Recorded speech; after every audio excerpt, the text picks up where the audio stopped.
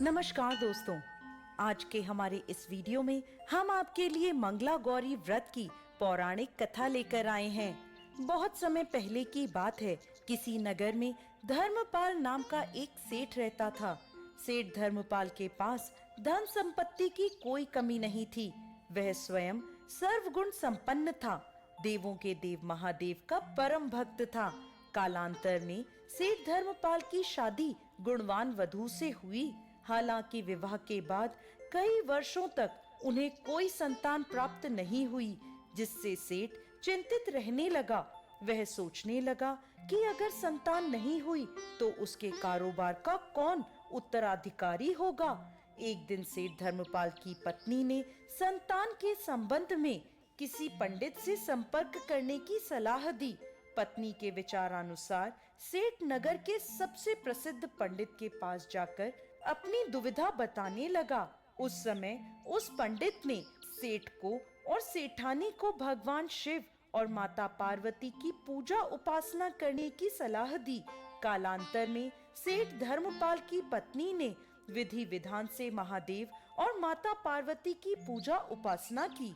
सेठ धर्मपाल की पत्नी की कठिन भक्ति से प्रसन्न होकर एक दिन माता पार्वती प्रकट होकर बोली, मैं तुम्हारी भक्ति से अति प्रसन्न हूँ। जो वर मांगना चाहती हो मुझसे मांग लो, तुम्हारी हर मनोकामना अवश्य पूरी होगी। उस समय सेठ धर्मपाल की पत्नी ने संतान प्राप्ति की कामना करी। माता पार्वती ने संतान प्राप्ति का वरदान उसे दे दिया। हालांकि संतान अल्प आयु थी। 1 वर्ष पश्चात धर्मपाल की पत्नी ने पुत्र को जन्म दिया। जब पुत्र का नामकरण किया गया तो उस समय धर्मपाल ने माता पार्वती के वचन से ज्योतिषियों को अवगत कराया। तब ज्योतिषियों ने सेठ धर्मपाल को पुत्र की शादी मंगला गौरी व्रत करने वाली कन्या से करने की सलाह दी। ज्योतिषियों के वचनानुसार सेठ धर्मपाल ने अपने पुत्र की शादी मंगला गौरी व्रत करने वाली कन्या से करी। कन्या के पुण्य प्रताप से धर्मपाल का पुत्र मृत्यु पाश से मुक्त हो गया।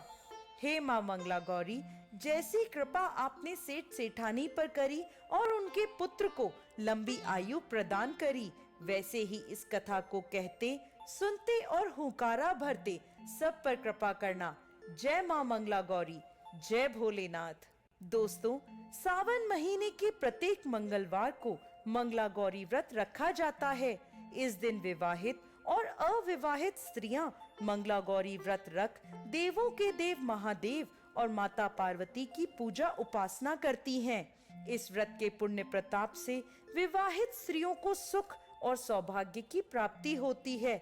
वहीं अविवाहित युवतियों को मनपसंद वर मिलता है। मंगला गौरी व्रत करने से दाम्पत्य जीवन में मधुरता आती है।